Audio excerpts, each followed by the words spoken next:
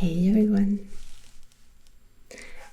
Today I'd like to talk a little bit more about the history of Vienna and its maybe most important architect, Otto Wagner.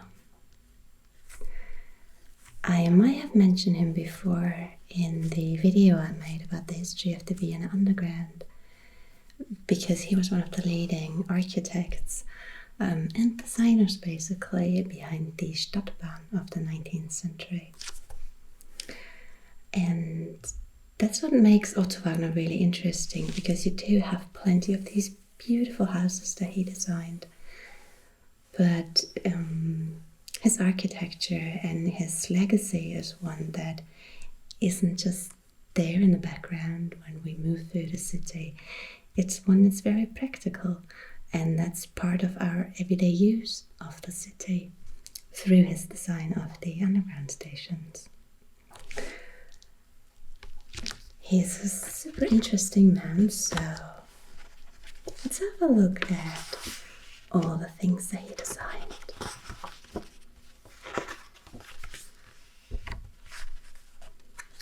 He was born in 1841 and he lived until 1918, so basically through the fin de siècle, the end of the Danube monarchy.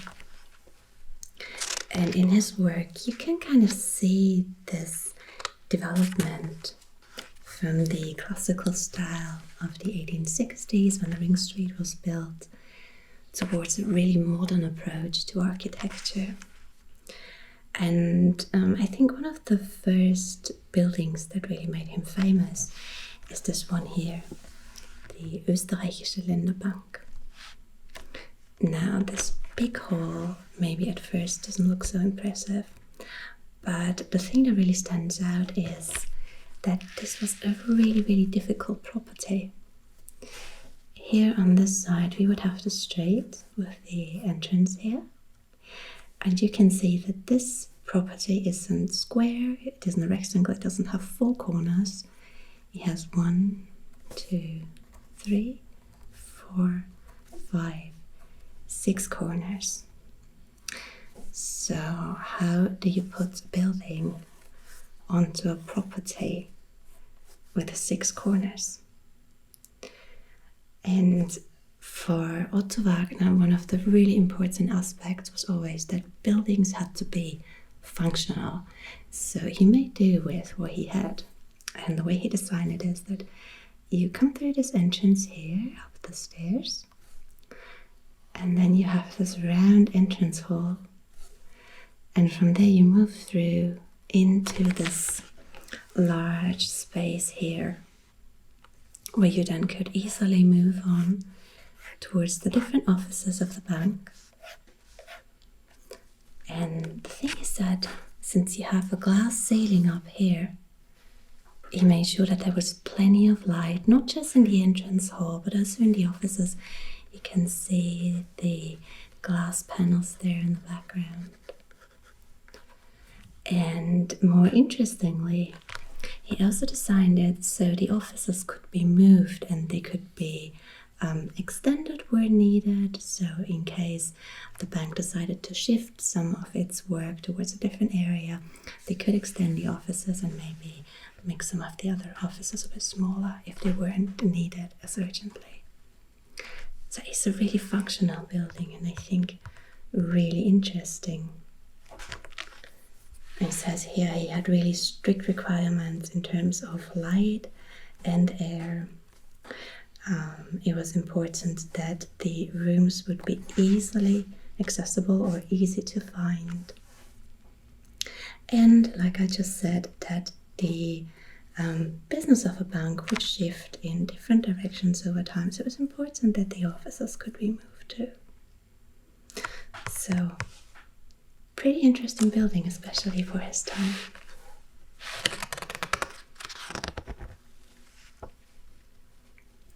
But this is still early in his life, and you can see here this is still very much a neoclassical style.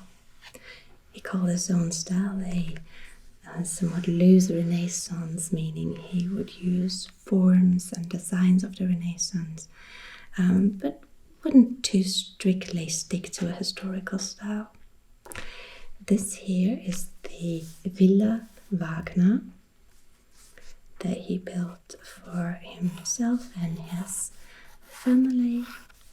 He usually lived in the buildings that he created, not just in the villas, though of course that's quite nice, but also in the normal residential buildings. He would usually have sometimes an entire floor for himself where he would have his home apartment and also his workspace. And this here has been called an Italian dream, and it really does look super lovely out there in the green with his workspace.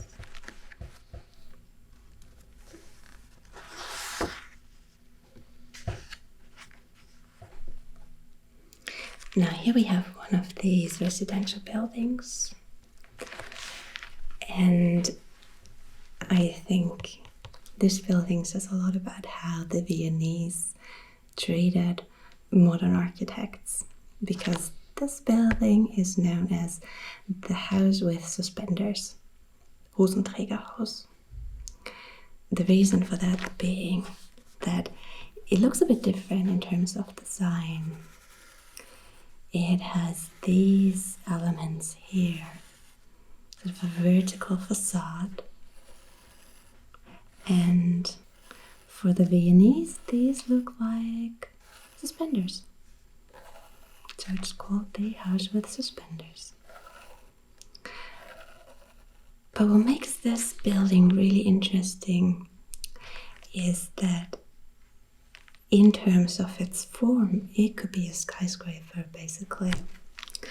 What you have is there's one part here down on the bottom with the shops and the window fronts. Of course, then you have this balcony which marks the ending of the first part. And then you have this repetitive middle part here with the windows,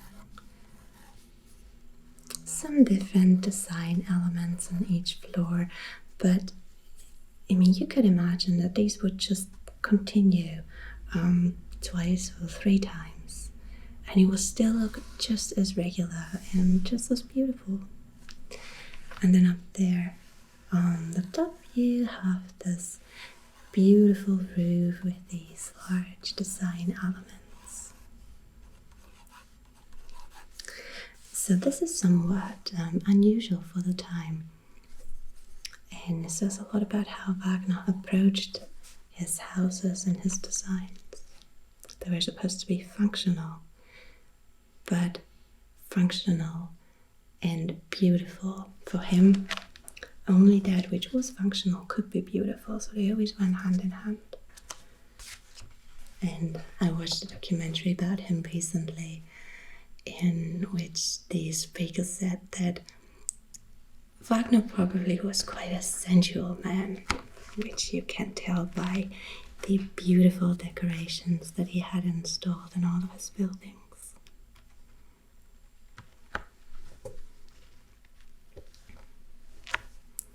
Here's another one of these buildings. This one was both used for offices and shops as well as for apartments on the higher floors.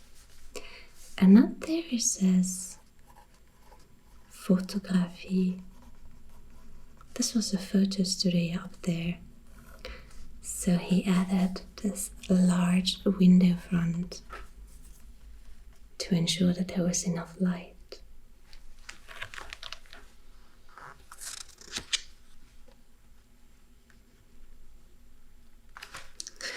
But like I said, I think the buildings and the designs that really are his most important legacy are those of the Wiener Stadtbahn.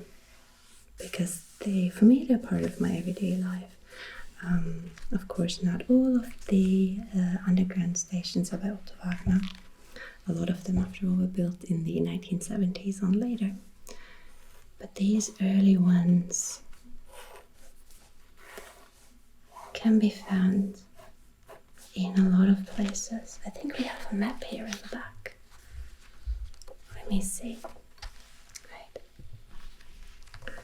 So it lists only a couple of stops. We have Haltestelle Gumpendorfer Straße, Ferdinandsbrücke, now Schwedenbrücke, Haltestelle Hofpavillon, Bahnhof Kettenbrückengasse, Haltestelle Karlsplatz and Schönbrunn.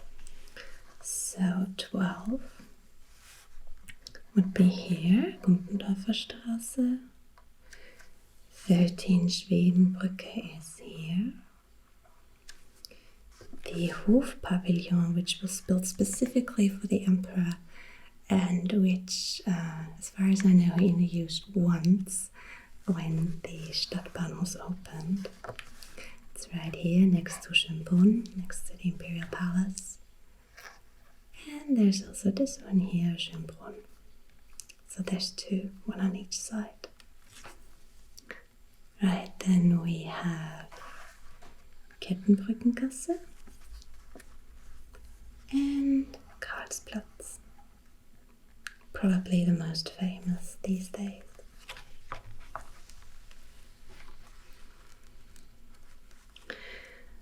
And I think this was also his most difficult project.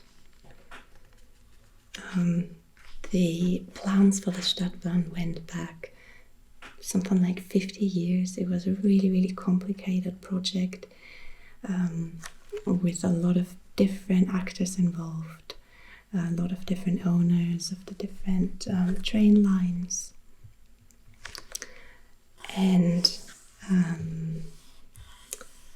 one architect who designed the famous Simmeringbahn, which is a mountain train line, said he would rather build that again than take care of the Vienna Stadtbahn. It was that difficult.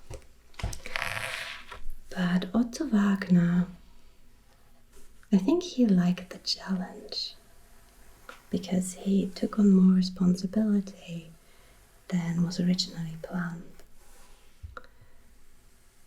And he tried to design as much as possible, which is also typical for his for the way he worked. When he built something, he wouldn't just take care of the facade and the way the rooms were laid out.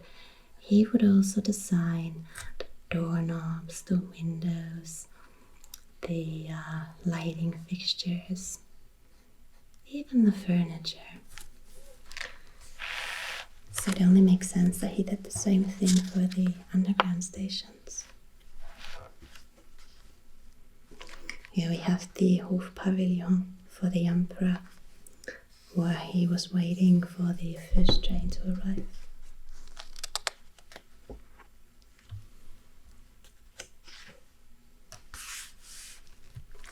I really, really love this Art Nouveau style,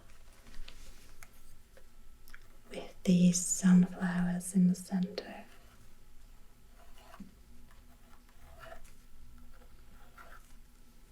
So it's Karlsplatz here in the reflection.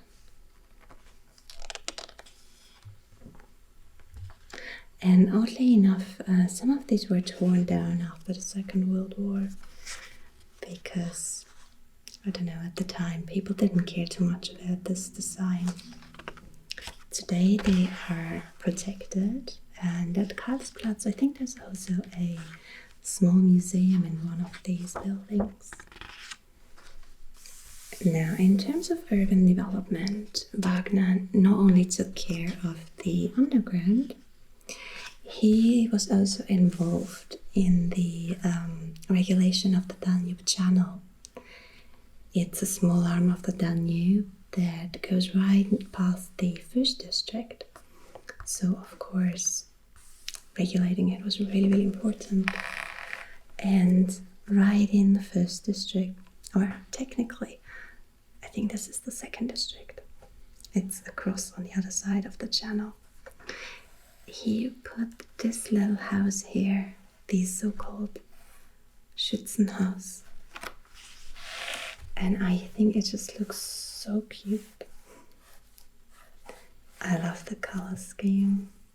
The grey here at the bottom, the white, this dark blue, and the waves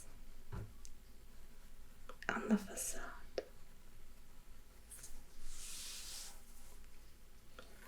I think this is one of his later buildings.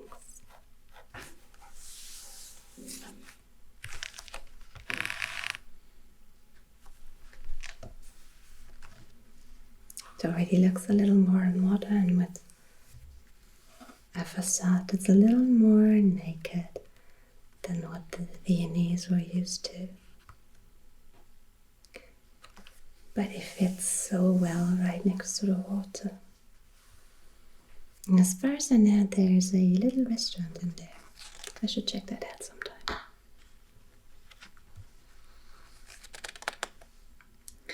Otto Wagner also became a professor during his life. So a lot of students followed his designs and his ideology.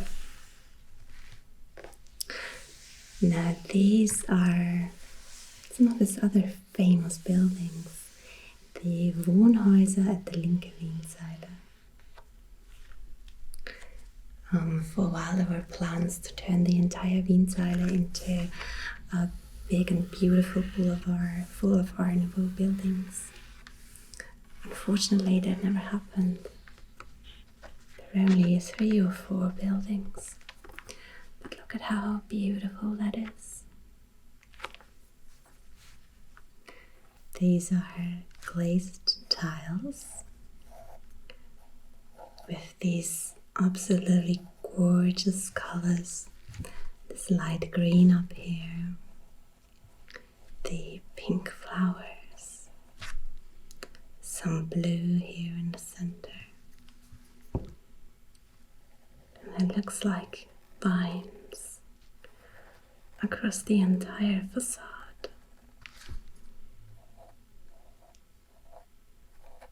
Apparently, after the Second World War, these apartments weren't too sought after, so it was quite cheap to move in there. Of course, if you go one of those apartments, then you have a pretty great place to live today. Again, these are some houses where Wagner even designed the furniture. And interestingly, it's also one of the houses where he lived. And he designed this bathroom for himself with a bathtub made out of glass. And there's a really funny text here. It says Hofrat Exner, so Mr. Exner saw the room and he immediately bought it to show it at the Paris World Exhibition.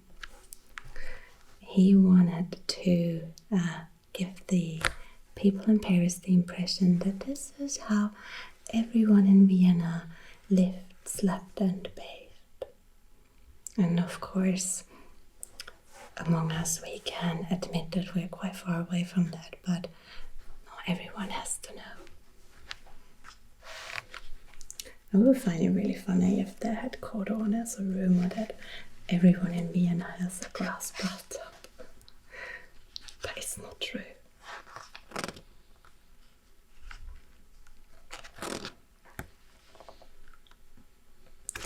Here we have another beautiful building, one of his later works. The Kirche St. Leopold am Steinhof. One of the very, very few Art Nouveau churches.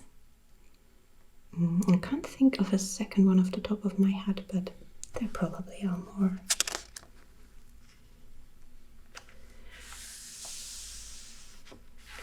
With this gorgeous interior, I particularly love the lamps. These lights are so beautiful.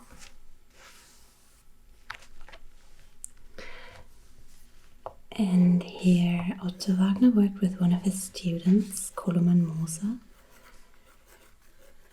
an artist who created the glass windows. And I'm not completely sure whether he also created these, I think the mosaics here in the background. There were some issues because this is a Catholic church and Koloman Moser had married a Protestant and the church didn't like that. They didn't want someone who was married to a Protestant to design the most important building, the most important art in the church. But I think Otto Wagner didn't really care about that. He was all about the importance of art.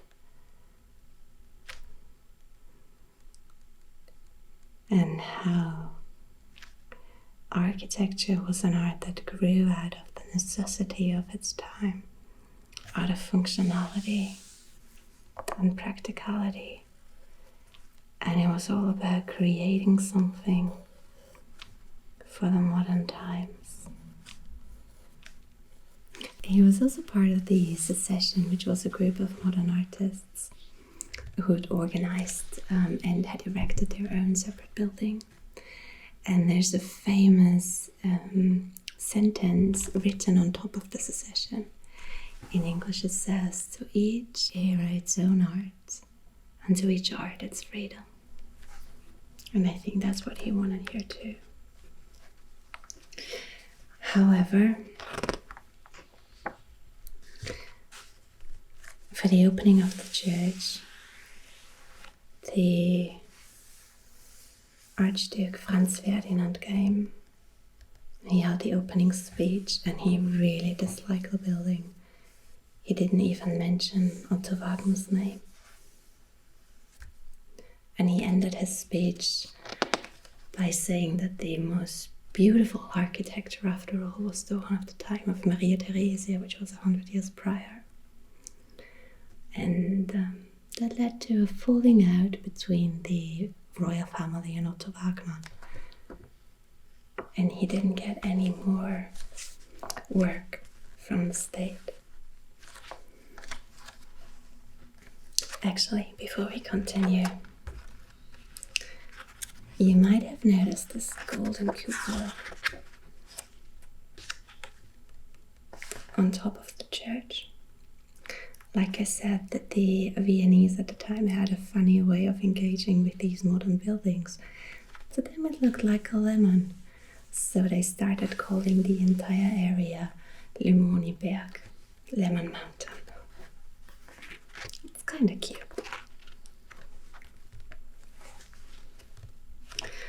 Right, and here we have the famous Postsparkasse. A building that actually looks a little bit like a safe, which was intended, I think it was meant to give people the impression that their hard-earned money was safe here in the Postsparkasse. Looks like a whole lot of iron bars. Again, the Viennese had a funny way of engaging with it. They called it the nailed house because these design elements here, they look like nails. That's the house with nails.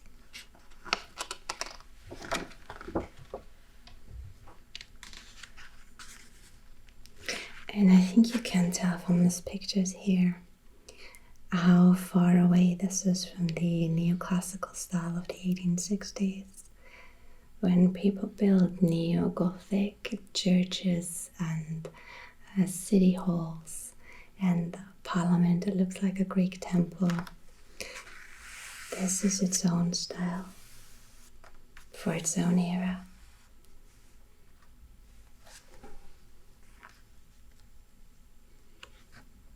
a modern, almost industrial looking hall with these windows that you could open, again making sure there was air and that there was light. With these glass tiles here on the floor.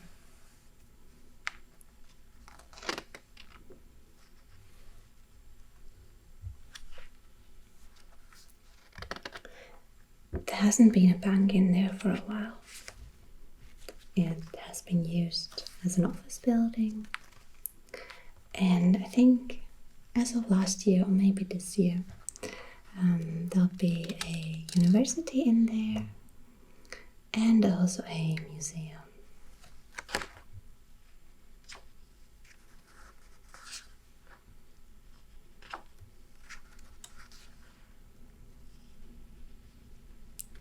This, I think, is the last residential building that Wagner built.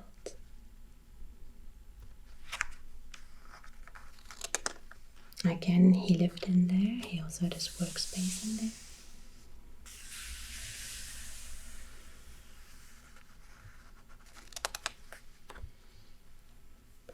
And before we get to the end,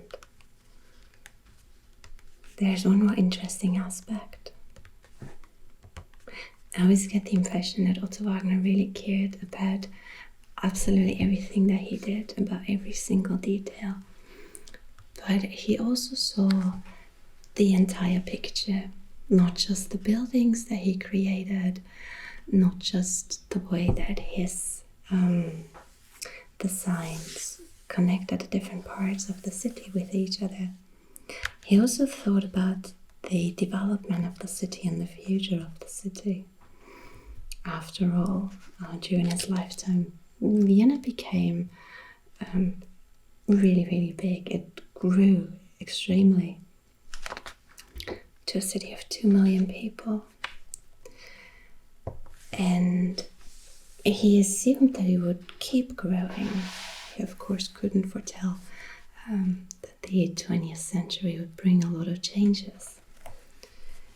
So he thought about how the city could be organized once it will grow. Again, we have the first district here in the center, but from then on everything was completely different. He organized the city into 39 districts, each for about 100,000 inhabitants,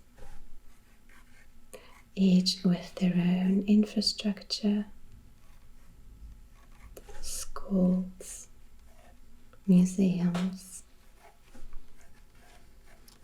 open spaces.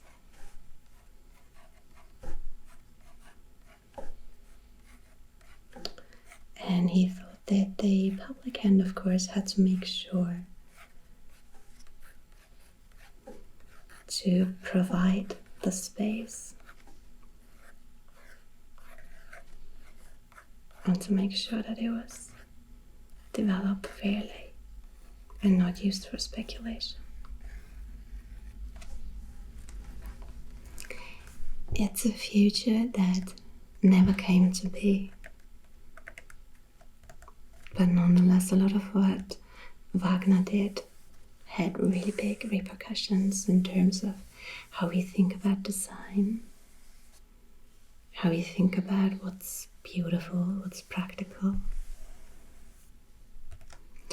And it also meant that once Vienna did start to grow again, about 20 years ago, it already had the right kind of infrastructure to extend.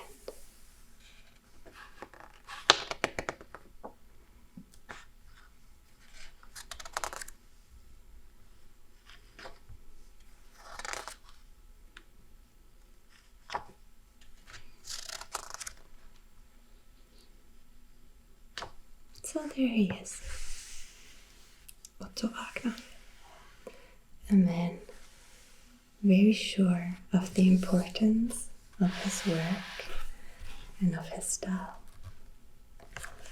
And I want to finish with 2 inscriptions on his villa that he built in the 1880s. On it he put two Latin sayings, and the one translates to necessity is the sole mistress of art, which informed much of what he was creating later.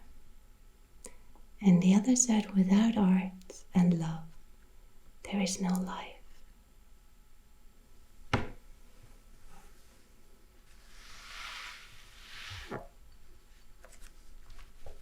Alright. I hope this was interesting to you. And I hope I'll see you again next time.